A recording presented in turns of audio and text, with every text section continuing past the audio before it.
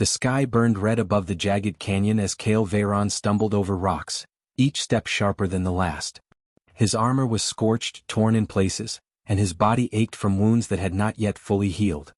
He could hear the distant hum of the mercenary drones, precise and cold, scanning the cliffs for any sign of him. The galaxy had erased his name. His own people no longer claimed him. He had been exiled for refusing to follow orders that would have destroyed an innocent world, and now every soldier, every bounty hunter, every government official saw him as nothing more than a target. Kale did not care. Survival was his only concern, and the canyon offered hope, even if it was thin. He fell to his knees, gasping, and glanced at the sky. The twin suns were dying behind thick clouds of ash, making the light dim and red. The canyon walls seemed alive with shadows that whispered of danger. His hand shook as he tried to reload his weapon. His ammo was low, his energy nearly spent. Every instinct screamed that the drones were closing in, and yet he pressed forward, driven by something deeper than fear. Kale's mind drifted briefly to his past, to the life that had been taken from him. Once he had been celebrated, a hero of the Terran fleets. Now his medals were gone, his name erased from every record, and even the civilians he had once protected would not remember him. The order he refused had been simple: exterminate a planet suspected of rebellion. The civilians were peaceful, scared, and utterly defenseless. Kale had refused. For that, he was branded a criminal. Branded an exile. And now he was hunted across the stars. As he stumbled into a narrow crevice between two cliffs, Kale spotted a faint glow emanating from deep within. He paused, instincts on high alert. The glow was not like any weapon or technology he had seen. It pulsed warmly like fire contained in stone. Despite exhaustion and pain, curiosity pushed him forward. Each step deeper into the cavern made the air warmer and heavier. Smoke curled around his boots. And then he saw it. The cavern opened into a vast chamber, far larger than anything he expected. At its center, a nest unlike any he had ever imagined glowed with heat and light. Inside were eggs, massive, glimmering, and alive. Kale's breath caught. He had read about dragons in myths and stories passed down across generations, but no one alive had ever seen one. The creatures were supposed to be extinct, destroyed by time and humanity alike. And yet here they were, huddled in their nest, fragile and waiting for a world that might never see them grow. A chill ran down Kale's spine. The drones would not stop. They were coming. He could hear the whir of engines and the faint pulse of targeting sensors. Every instinct screamed that he should run, leave the cavern, and save himself. But as he looked at the eggs, at the fragile life they held, he could not. He had been a soldier once, and soldiers protected life, even when the galaxy had turned against them. He drew his weapon, though he knew it was almost useless. Each shot would not be enough to stop the mercenaries, but it might slow them. He placed himself between the nest and the entrance, every breath heavy with pain and determination.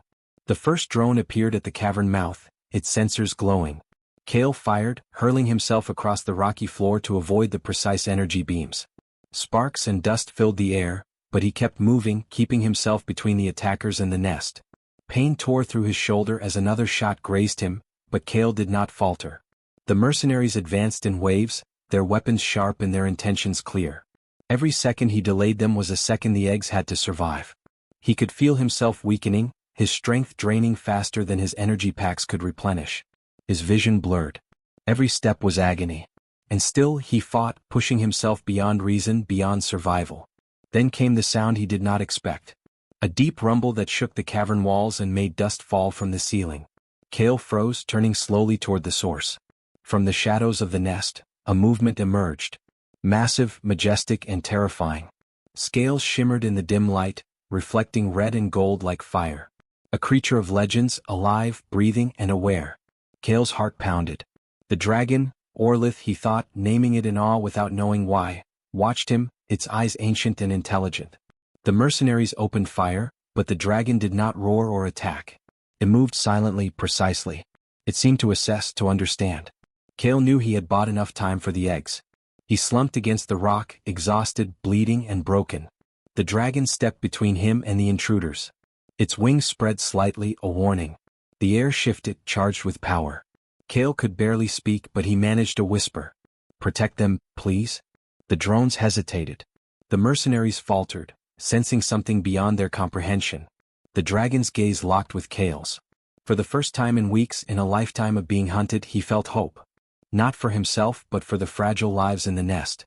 He had been erased by the galaxy, cast aside as nothing. But in this moment, a being older than most civilizations seemed to recognize him, and it understood why he had fought. Kale collapsed fully to the ground, his breath shallow, eyes half closed. The sound of battle faded behind him, replaced by the dragon's quiet presence. He felt warmth in the cold darkness of the cavern, a strange peace that had eluded him for years. Kale had nothing left to give except his life, and he had given it willingly. The eggs were safe at least for now. Outside, the red sky continued to burn, and the mercenaries regrouped, unaware that their quarry had changed the course of the legend.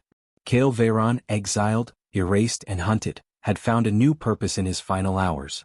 And somewhere in the shadows, Orlith had taken note of the human's courage. The warrior the galaxy had erased was still remembered by the creatures who had survived countless centuries. And the story of Kale's stand had only just begun. Kale Veyron's body ached with every heartbeat. Blood soaked his armor and his lungs burned with every breath. The sound of approaching drones was louder now, echoing through the cavern like the drums of death. He had no reinforcements, no allies. Every soldier who once called him friend had turned away, and the galaxy had declared him erased. There was only him, the nest, and the eggs that needed protection. He staggered to his feet, gripping his weapon with trembling hands. The cavern walls offered little cover, but Kale knew the terrain. Years of training had taught him to use even the smallest rocks, even shadows, to survive. He ducked behind a jagged outcrop as the first wave of drones appeared, their metal bodies glinting under the dim red light. Kale fired, the shots echoing off the walls. Sparks flew and one drone stumbled, its circuits shorting. He had slowed them, but it was only a momentary delay. More were coming and he had almost no ammunition left. Pain cut through his shoulder as a laser grazed him, burning like fire. He gritted his teeth and kept moving, rolling across the cavern floor, staying between the drones and the nest. Every movement was agony, but he could not stop. If he fell, the eggs would be destroyed. He thought of the lives inside them, small and fragile, full of promise. The dragons themselves had survived countless dangers, yet they depended on him now. He could not fail. Kale fired again, aiming carefully. Another drone collapsed, sparks flying from its broken circuits. The others advanced with mechanical precision, scanning for his position. They were relentless. They had orders to capture or kill, and Kale was alone. Yet somehow he felt a strange calm amidst the chaos. Each movement, each shot, each roll across the rocky floor, was a measure of his life's purpose. He was not fighting for medals, for recognition, or for revenge. He was fighting for life itself, for those who could not defend themselves.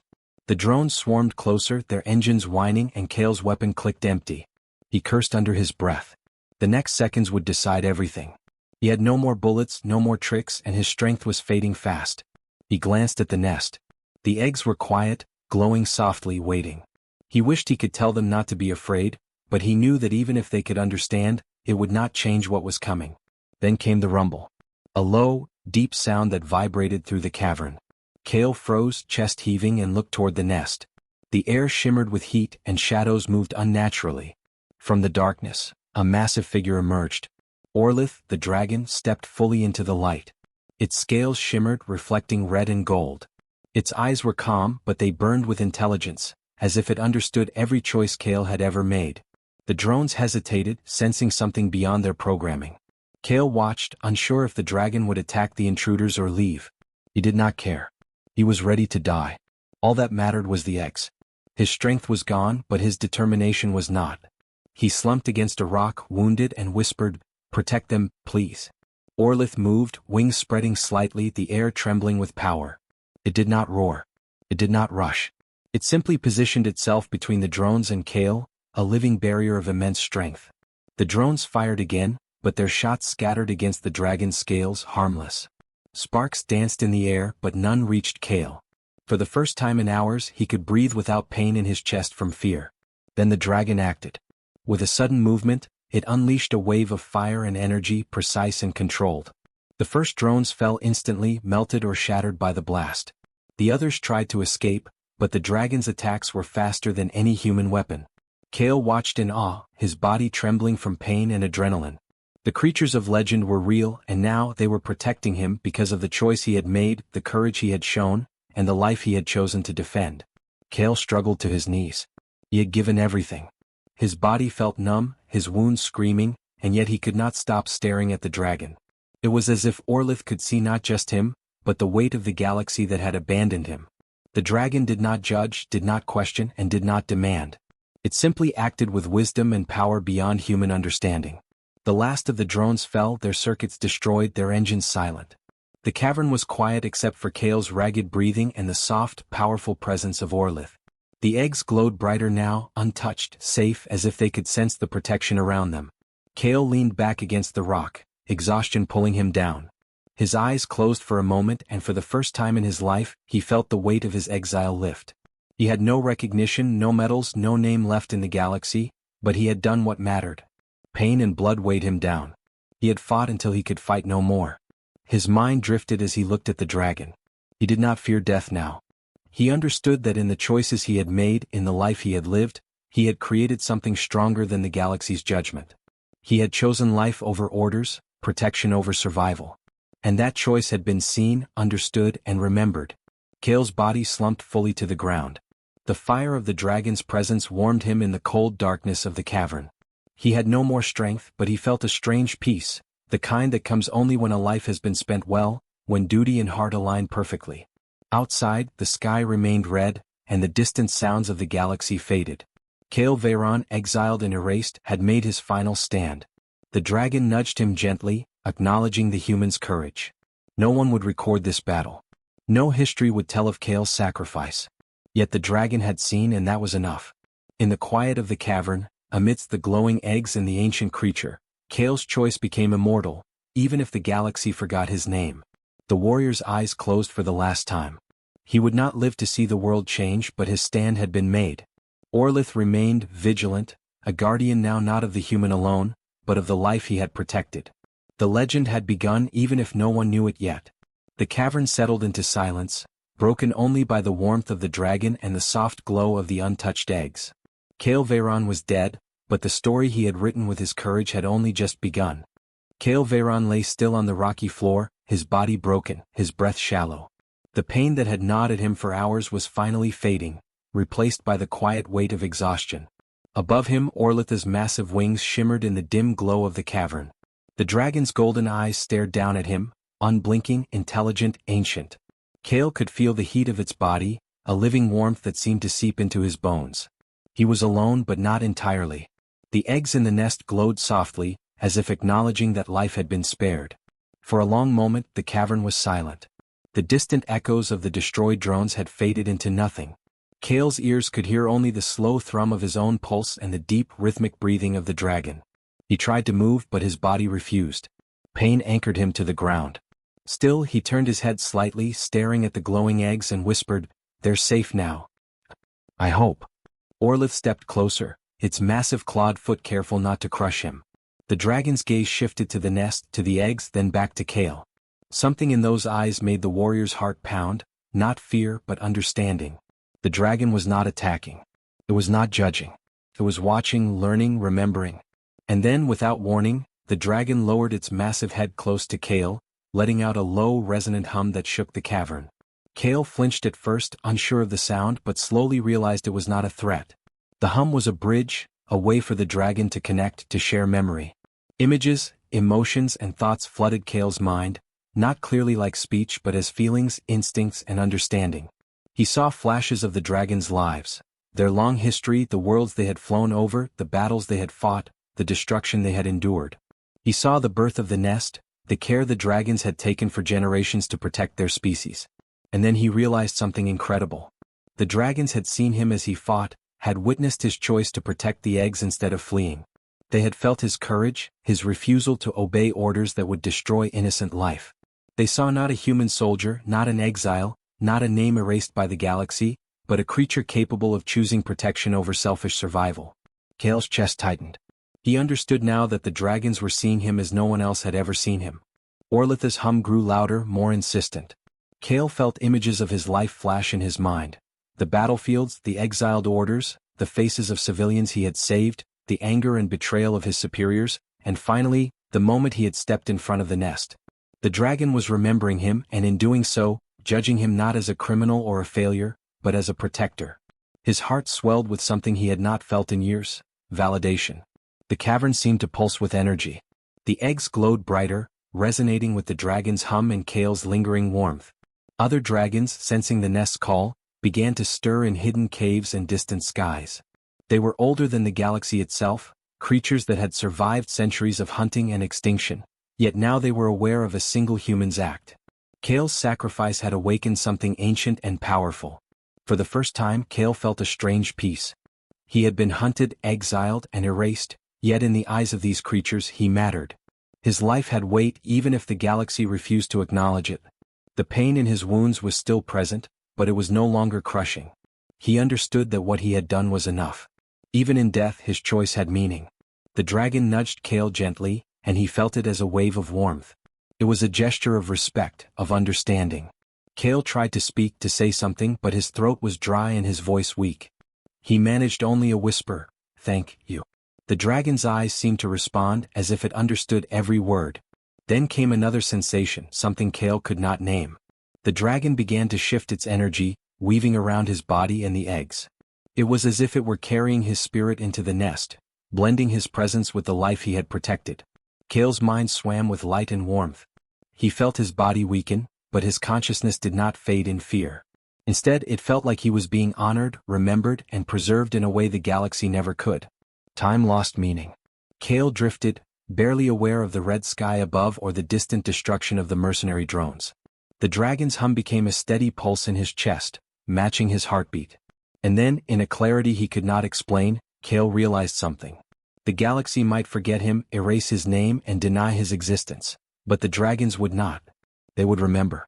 They would carry his story in their flight, in their protection of life, in the glow of the eggs he had saved.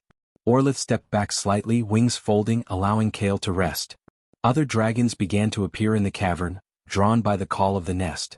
They were massive, older than memory, their scales reflecting the dim red light. They did not attack. They did not judge. They only watched, observing the human who had chosen life over death, protection over self-preservation. Kale could sense that they were passing knowledge among themselves, spreading the story of what he had done, how he had fought, and how he had chosen the path of guardianship. Kale's body was broken, and he knew he would not survive much longer. Yet he felt no fear. He had fulfilled his purpose. The eggs were safe, the nest was protected, and the dragons had recognized his courage. In a way he had not been erased. He had been remembered in the oldest way possible, by beings who measured worth not in medals or commands, but in choices, in courage, and in the willingness to protect life when no one else would. As darkness edged his vision, Kale whispered one final thought, "I hope you remember." The dragon's eyes glowed in reply, not words but understanding. They had seen him and they would carry his story. The galaxy could ignore him, erase him and cast him aside, but the dragons would not. And so, Kale Veyron, the exiled warrior, became something more than a soldier. In the eyes of the dragons he became a symbol. A human who chose to protect when it would have been easier to flee. A life erased by men but remembered by creatures older than stars. The legend of Kale had begun, silent to the world, yet alive in the hearts of dragons who would never forget.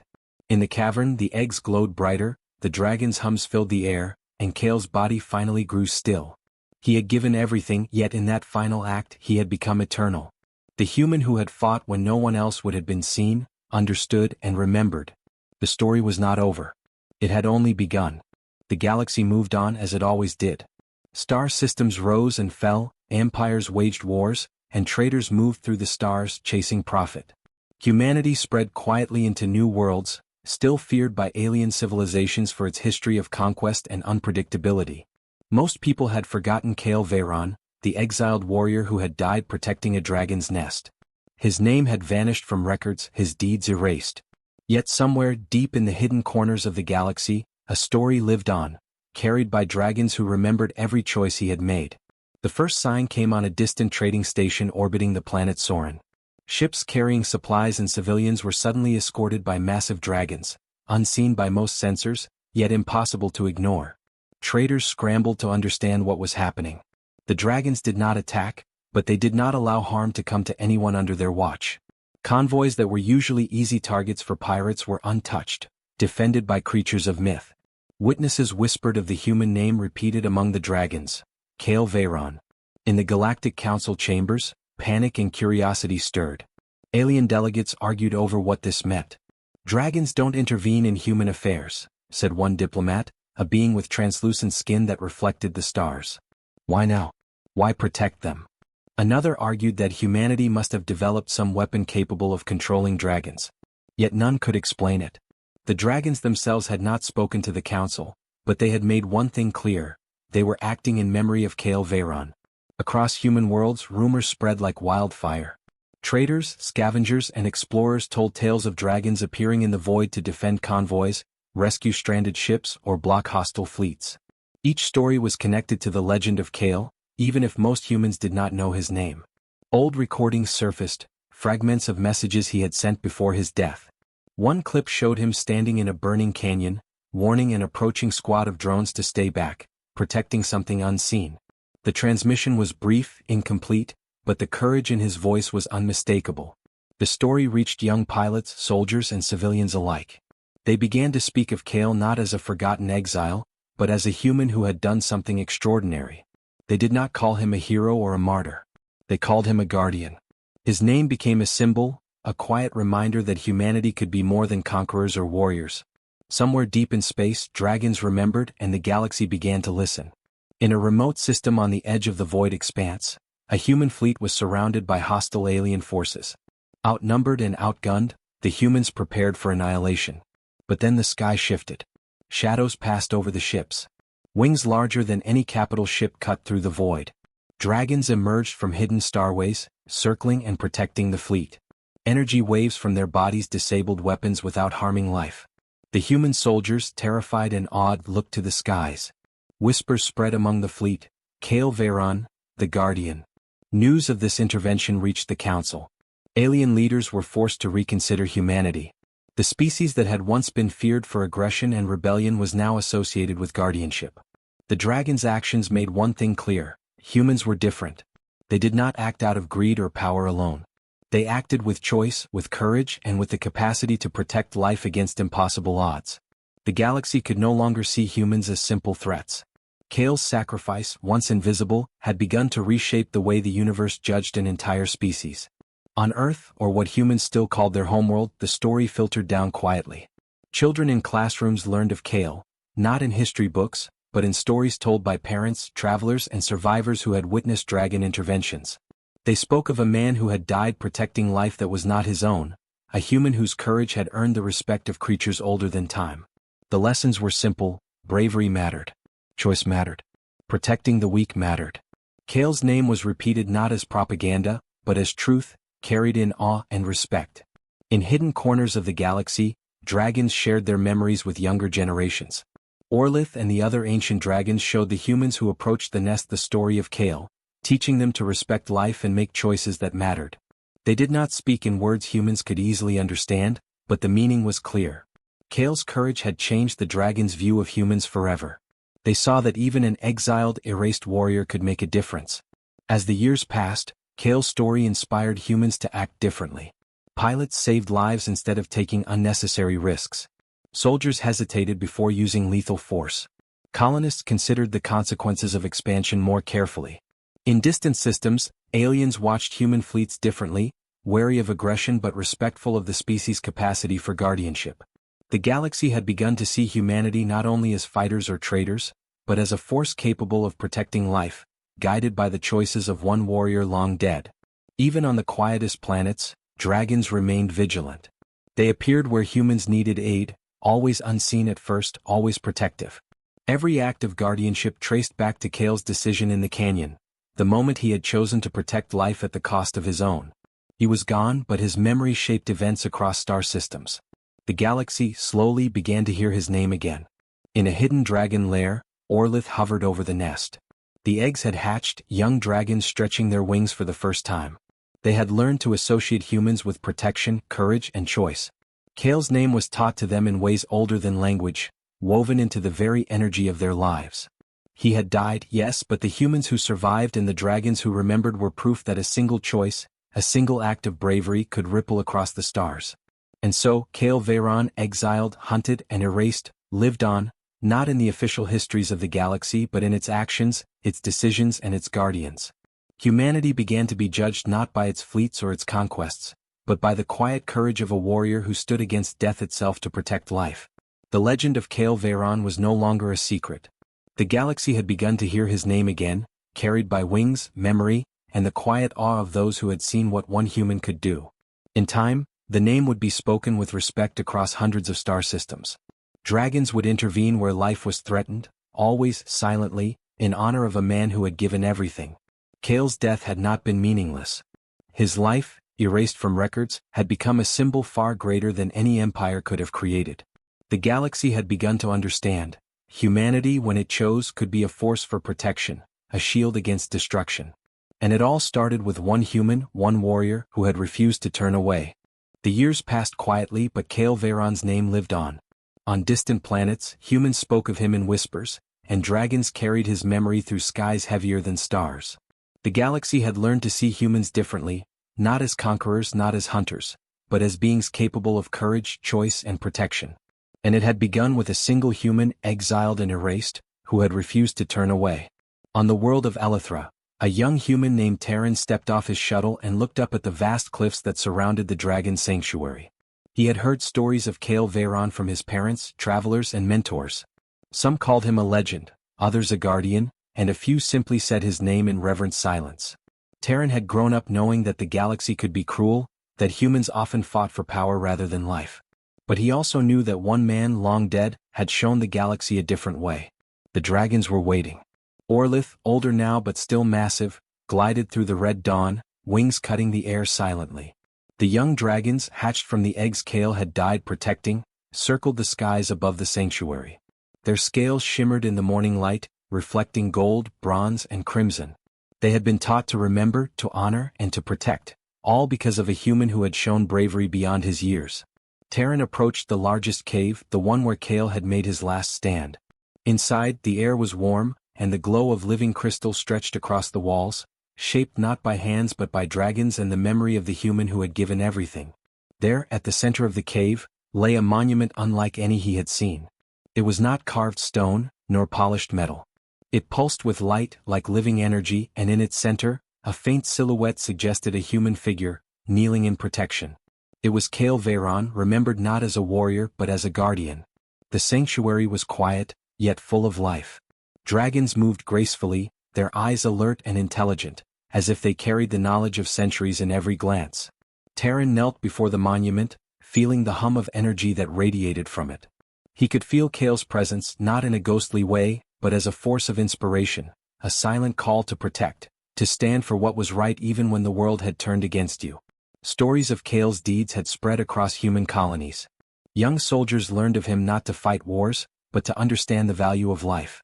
Explorers told of dragons appearing in critical moments, defending lives, trading only with those who respected life and balance.